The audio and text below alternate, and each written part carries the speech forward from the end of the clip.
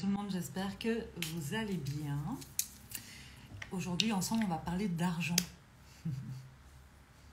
J'aime bien ce sujet. J'aime bien démocratiser le sujet de l'argent. J'en parle pas beaucoup.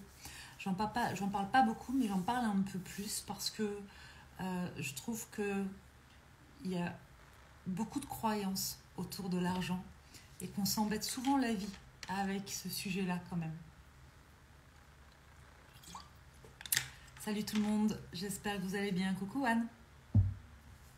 J'ai envie de vous parler de la notion d'argent parce que vous le savez, je suis en train de travailler sur la prochaine formation, le prochain programme qui sera un programme un peu hybride entre justement formation et mastermind. Et bien sûr, comme c'est pour accompagner les entrepreneurs, salut tout le monde, on va aborder aussi le sujet de l'argent, ça me semble inévitable. Et puis au-delà du fait que ça me semble inévitable, surtout j'ai envie de pouvoir parler de ce sujet-là et d'arrêter d'en faire un espèce de tabou. Ou en tout cas, j'ai envie de contribuer au fait que ce soit moins tabou. Parce que je trouve quand même qu'en règle générale, dans notre société, et je parle bien, quand je parle de notre société, c'est plutôt en France, parce qu'il y a des pays où c'est pas du tout le cas. Vous prenez les États-Unis par exemple, on n'est pas du tout sur les mêmes rapports et c'est bien normal, on ne vit pas les mêmes choses, mais en France, je trouve quand même qu'on a un rapport à l'argent, au succès et à la réussite en général qui est plutôt suspicieux. Et souvent, je trouve, chez les entrepreneurs, il y a cette notion de si tu es ambitieux, si tu gagnes de l'argent, si tu es dans le succès, dans la réussite et que tu en parles, eh bien, tu deviens suspect. Probablement que tu voles les gens, qu'il y a anguille sous roche. À l'inverse, si tu es quelqu'un de plutôt, j'allais dire authentique, ça ne veut pas dire grand-chose dans ce cas-là, mais si tu fais les choses parce que ça vibre pour toi, que tu es vraiment habité par quelque chose qui vibre, par une grande vision, si tu as vraiment envie d'accompagner, d'aider, de faire quelque chose de bon et de juste, eh bien, pour faire preuve de bonne foi, il faudrait quand même que tu gagnes pas trop d'argent. Et c'est comme ça qu'on se retrouve d'ailleurs avec pas mal de coachs ou de thérapeutes qui doivent soit cumuler des emplois, soit abandonner leur projet de transmettre, de coacher, d'entrepreneuriat. Et je trouve ça tellement dommage, en fait, d'avoir cette vision qui est très...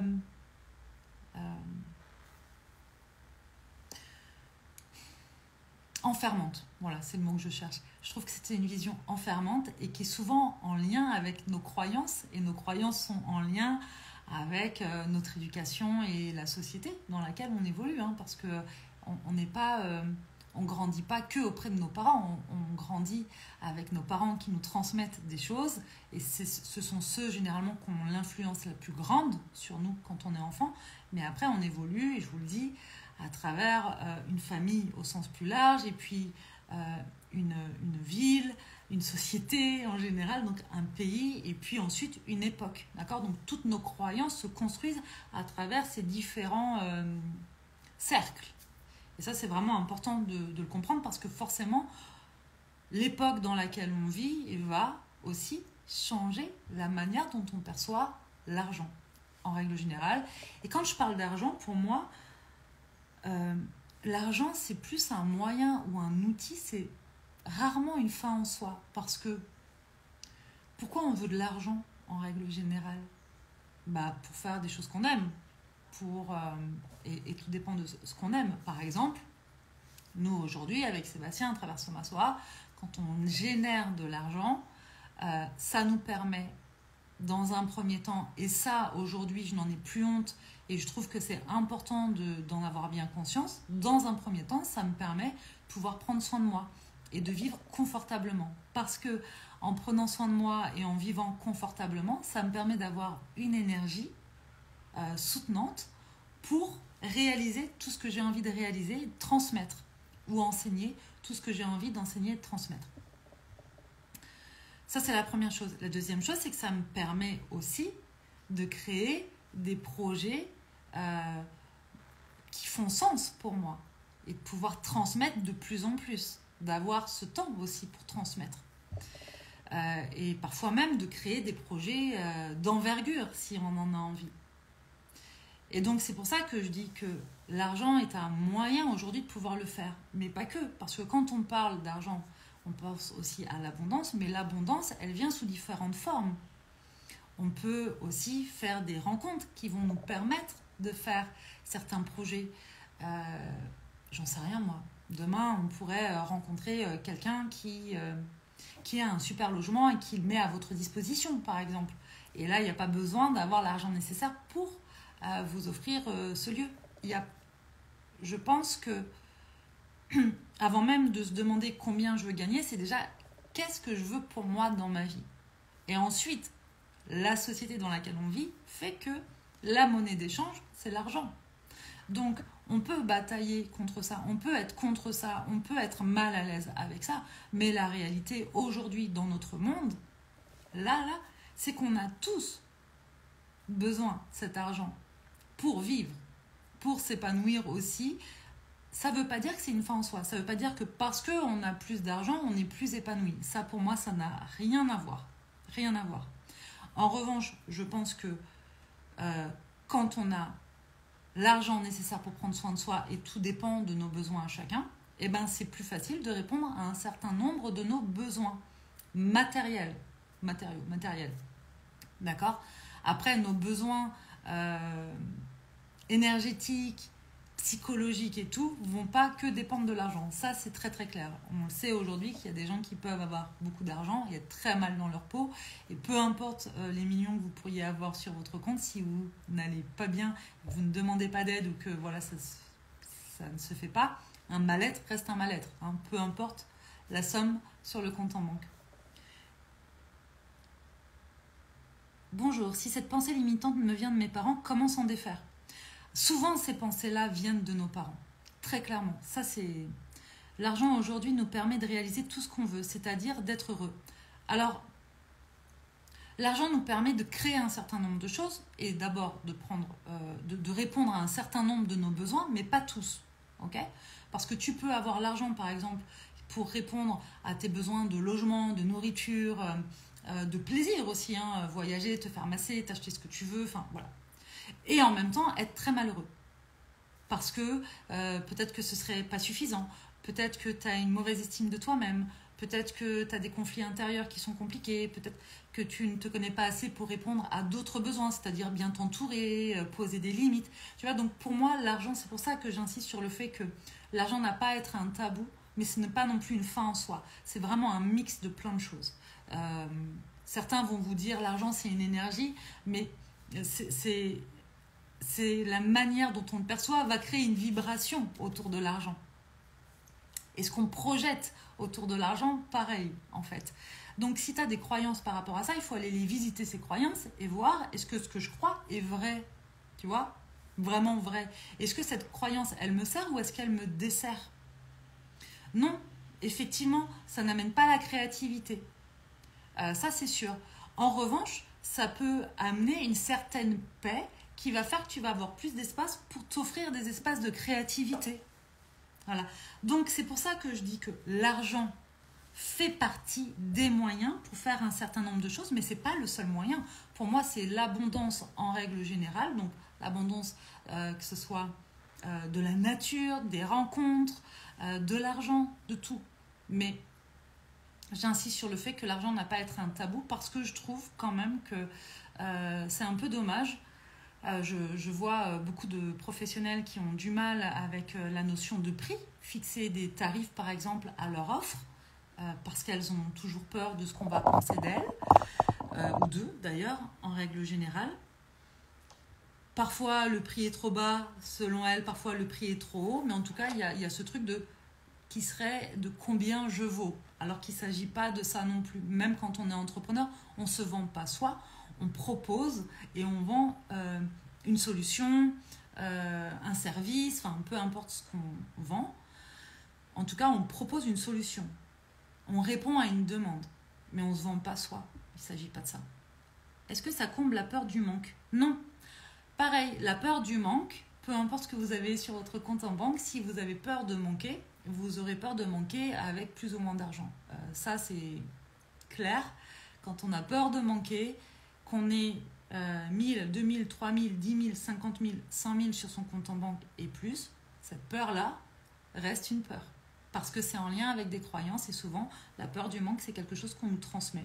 Et ça peut avoir avec notre sensation de richesse, en fin de compte. Quand je parle de l'argent, je pourrais très bien mettre aussi la réussite en général et le fait de partager sa réussite, par exemple, ou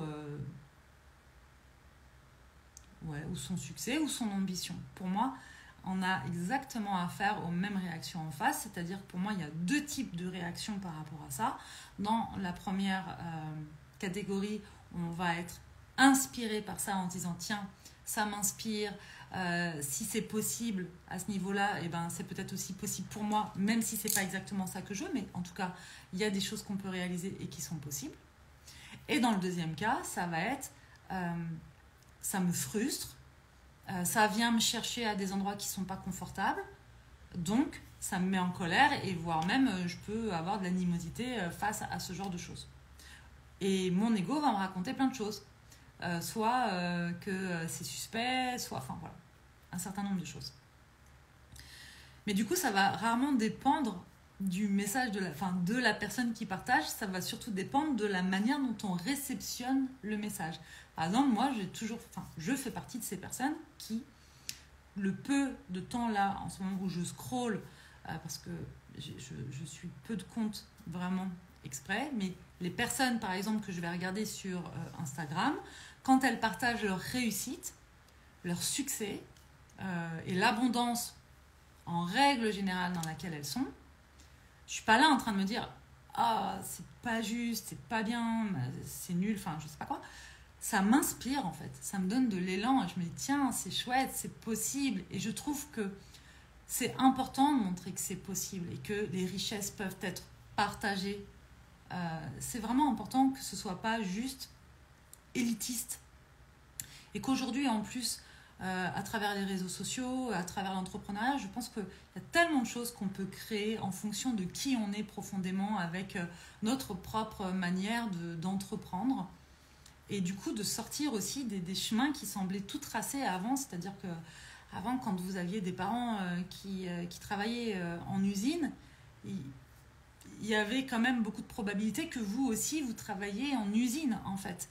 Et aujourd'hui, les choses sont complètement différentes. Moi, je viens d'un milieu qui n'était pas du tout aisé. Voilà. Mes parents ont travaillé vraiment très dur toute leur vie pour faire en sorte qu'on puisse avoir un toit sur notre tête, faire des études. Et on a la chance d'avoir eu des parents qui ont pu nous offrir nos études, ce qui n'est pas donné à tout le monde. Mais je crois qu'aujourd'hui, quand même, on est dans une époque où il est vu que même sans avoir fait de grandes études, on peut très bien réussir notre vie. Et ça, c'est vraiment important de comprendre que souvent, on est la seule personne à se poser nos propres limites et que souvent, notre imagination est la limite.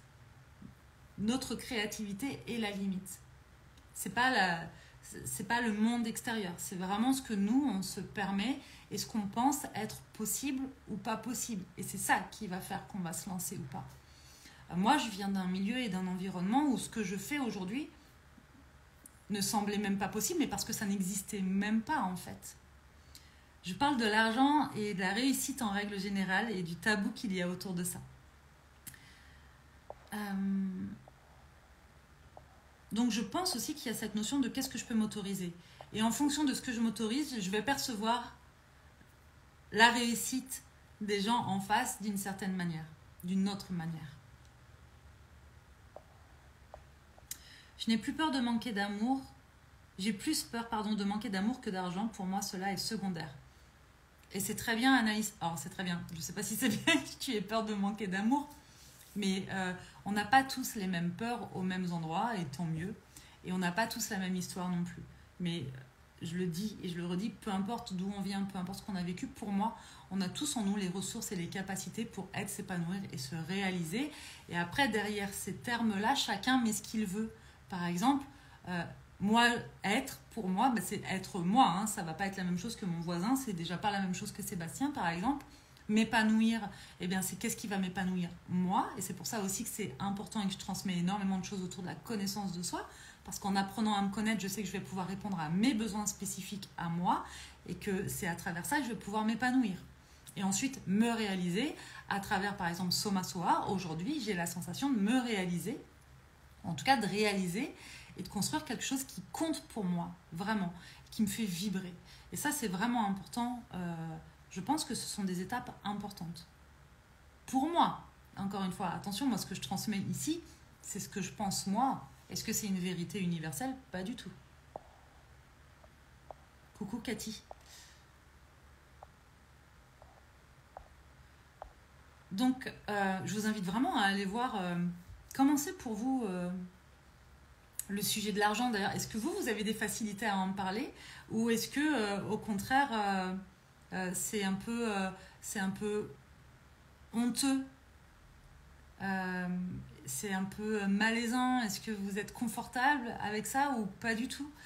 Et si vous êtes entrepreneur, comment c'est aussi pour vous ce rapport à l'argent? Parce que je pense que c'est vraiment un sujet. Moi, ça a été un grand sujet pour moi quand j'ai commencé, quand j'ai ouvert mon cabinet et que j'ai commencé mes consultes en psychothérapie. Poser un prix sur mes consultations, c'était vraiment compliqué. C'était vraiment compliqué. Et puis ensuite, face à ça, j'avais toujours un peu de mal parce qu'il y avait des personnes pour qui c'était OK, et puis des personnes qui avaient plus de mal. Et je me disais, mais OK, comment je rends accessible ça à tout le monde? Et puis après, j'ai dû faire le deuil aussi de me dire, bon, bah non, ce ne sera pas accessible à tout le monde parce que même le prix le plus petit pour toi ne sera pas un prix forcément accessible pour quelqu'un d'autre en fonction de là où il en est dans sa vie. Et tout ça, ce sont des choses à prendre en compte, en fait, et qui a un momentum. Moi, dans ma vie, plus jeune, j'ai eu des périodes, jeune adulte, hein, pas avec mes parents, mais en tant que jeune adulte, j'ai eu des périodes vraiment de désœuvrement financier important. Ça a été ma réalité, donc je ne pouvais pas m'offrir la vie que j'ai aujourd'hui, par exemple. Il m'a fallu mettre en place un certain nombre de choses, travailler sur mes croyances, m'autoriser un certain nombre de choses aussi, et notamment à être moi, tout simplement, pour pouvoir avoir un niveau de vie qui correspond à ce que je veux et à mes besoins. Alors, coucou Sandra, je suis en train de faire des changements de ouf dans ma vie, loin de ma famille et de mes proches. Après toute ma vie difficile, j'ai toujours le choix, râler ou avancer. Absolument, absolument. Je pense qu'on a le choix. Je sais que ça fait réagir quand je parle de ça, mais il faut bien comprendre un truc, c'est que dans cette notion de choix, je ne dis pas qu'on choisit d'être dans la merde, hein, parce que, encore une fois, en fonction de notre éducation, de là où on en est, de nos croyances, parfois on a des réactions et des schémas automatiques qu'on ne choisit pas consciemment. Par contre, on a le choix. Si ça nous fait souffrir ou si c'est désagréable, on a quand même le choix à un moment donné de demander de l'aide, de remettre ça en question, d'avoir un esprit un peu critique. Critique ne veut pas dire bien ou mal, juste d'observer avec sincérité là où on en est. Et ensuite, de s'accepter, de faire ce travail d'acceptation et d'amour de soi, et puis de passer à l'action, c'est-à-dire de changer aussi un certain nombre de choses dans notre quotidien. Parce que reproduire toujours les mêmes choses et attendre des résultats différents, je ne sais plus qui dit que c'est fou. Je crois que c'est Einstein, mais je ne suis pas sûre qui disait ça. Comment on garde la discipline dans notre quotidien? Ça, c'est un autre sujet. Je pourrais en faire j'en ai déjà fait un live, d'ailleurs, il me semble. C'est un autre sujet. Donc, voilà. C'est un sujet que je vais aborder au sein de la prochaine formation, c'est certain, parce que c'est un vrai sujet. Et que pour moi, quand ça devient... Déjà, quand ça devient le sujet numéro 1 dans l'entrepreneuriat, on se gourre. Je pense vraiment que c'est pas l'objectif premier. Il faut pas. Sinon, ça va créer beaucoup de tension et de frustration. Néanmoins, ça ne peut pas non plus être complètement mis de côté. Il faut que cette notion de réussite et l'argent et le fait de développer son business, tout ça soit remis à sa juste place et que ce soit aligné à qui on est, à nos valeurs et à notre nature profonde. C'est essentiel.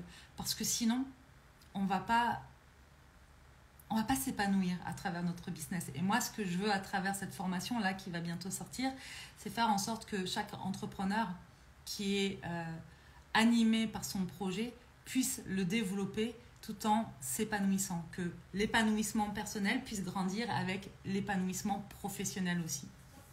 Et pour moi, on grandit en même temps que notre entreprise et notre entreprise grandit en même temps que nous. Et que c'est cette alchimie des deux qui va faire qu'on va pouvoir s'épanouir sur tous les plans et se réaliser.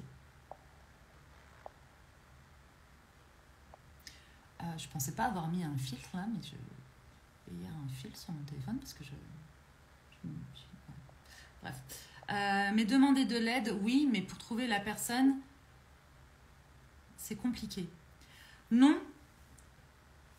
c'est pas compliqué. En fait, c'est pas compliqué si tu t'autorises à t'écouter. C'est-à-dire, déjà, à t'écouter et à dire non si ça va plus. Donc, à changer. Pour moi, choisir le coach, le thérapeute, le psy qui va nous accompagner, ça veut dire déjà voir si ça vibre, parce qu'il y a notre côté pragmatique, mais il y a aussi notre côté intuitif, et je pense que dans ces cas-là, c'est intéressant d'aller voir ça. Avec les réseaux sociaux et tous les coachs et thérapeutes qui s'expriment, normalement, vous pouvez voir aussi si l'énergie, ça match. Moi, très clairement, avec le temps que je passe ici en live à vous transmettre des choses, normalement, vous devez savoir si mon énergie, ça match avec vous, si ce que je raconte, ça match ou pas. Je donne cet exemple-là parce que je parle de moi, mais avec d'autres, ça peut être pareil. Maintenant, tout le monde n'est pas sur les réseaux sociaux, et dans ces cas-là, vous pouvez y aller, prendre un premier rendez-vous, voir si le lien se crée, si la relation se fait ou pas. Si la relation ne se fait pas, dans ces cas-là, il ne faut pas hésiter à dire stop et aller chercher quelqu'un d'autre. Parce que c'est comme quand on visite une maison, a priori, parfois il faut visiter plusieurs maisons pour avoir un coup de cœur. C'est pareil avec la recherche d'un coach, d'un thérapeute. Pour moi. Et ce qui fait que c'est compliqué, c'est qu'on ne s'autorise pas ça. Et souvent, je trouve dans la vie, c'est une belle métaphore du fait que de toute façon, on s'autorise peu l'expérimentation dans la vie. On a tendance à se dire que une fois doit être la bonne. Sinon, c'est qu'on est en échec ou qu'on s'est trompé. Non, on expérimente en fait. Et puis c'est tout. Et c'est ça la vie.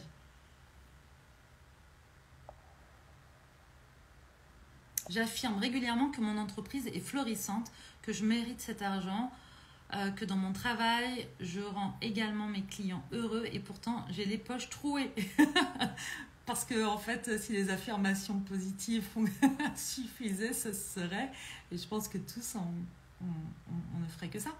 Ça va dépendre de tellement d'autres choses. C'est pour ça que je crée cette formation-là. J'ai vraiment à cœur de vous transmettre toutes ces étapes-là, toute notre expérience par laquelle on est passé avec Sébastien et là où on en est aujourd'hui.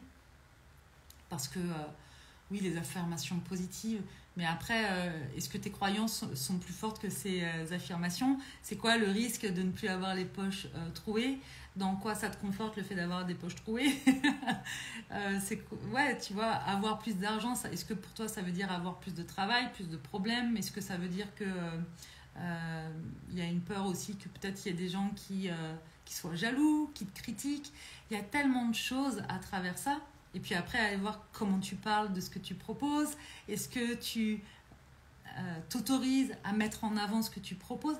Bref, il y a énormément de choses derrière ça quand on est entrepreneur. Et c'est tous ces sujets-là qu'on va aller aborder dans la formation que je vais vous proposer. On va parler de nos croyances, on va parler de notre grande vision, on va parler du pourquoi on le fait, on va parler donc de l'argent, on va parler de stratégie au service de l'être et de votre vision, du pourquoi et du comment on fait ça, mais comment on communique. On va parler de leadership aussi, de self-leadership, c'est-à-dire déjà pour soi-même, et puis ensuite comment on rayonne, comment on occupe sa place. Il y a plein de choses qu'on va aborder parce que pour moi c'est un tout, et c'est pas juste une formule magique. Et quand on parle d'affirmation positive, tout comme on parle de manifestation, on a l'impression que c'est que magie. Mais non, parce qu'on peut croire en la magie de la vie. Moi, je crois en la magie de la vie. Mais il y a aussi le fait qu'on vit là, dans cette incarnation, dans la matière, en étant bien incarné à cette époque-là. Donc, c'est un mix entre réalité, pragmatisme et matière, et effectivement, énergie, intuition, manifestation. Mais c'est un mix de tout ça. Si vous êtes que manifestation, déjà je trouve que les discours parfois qu'on peut entendre autour de la manifestation peuvent être très culpabilisants, parce que on pourrait penser que pour bien manifester, faudrait avoir aucun doute, aucune peur, et que si tu n'obtiens pas ce que tu veux, c'est que tu n'as pas su bien manifester. Pour moi, encore une fois, ça va tellement au-delà de ça. Voilà, bref, c'est un vaste sujet. Et c'est exactement ce qu'on verra pendant 3 mois avec les entrepreneurs que j'accompagnerai pendant ces 3 mois. Et j'ai hâte, parce que c'est vraiment un sujet qui m'anime en ce moment, parce que je trouve que ça fait très longtemps que j'ai envie de faire ça, mais j'attendais vraiment de ce moment où, avec Soma Soa, on aurait cet équilibre et cette sensation justement d'épanouissement général pour pouvoir transmettre ça, tout simplement. Et aussi avoir toute cette expérience et ce recul par rapport à ça, parce que avec Soma Soa, on a vécu des réussites, des échecs, on en a tiré des enseignements, et il y a eu beaucoup de mouvements.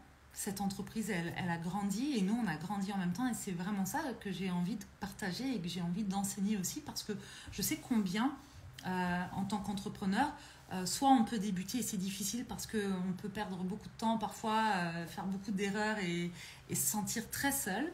On peut être un peu plus avancé et être un peu en quête de sens et se demander ouais, c'est quoi le sens de tout ça, se comparer, essayer de reproduire des choses qu'on voit à droite à gauche qui ne fonctionnent pas pour nous sans comprendre ce qui se passe. Et on peut avoir une entreprise qui fonctionne bien mais ne pas être épanoui sur plusieurs aspects de notre vie.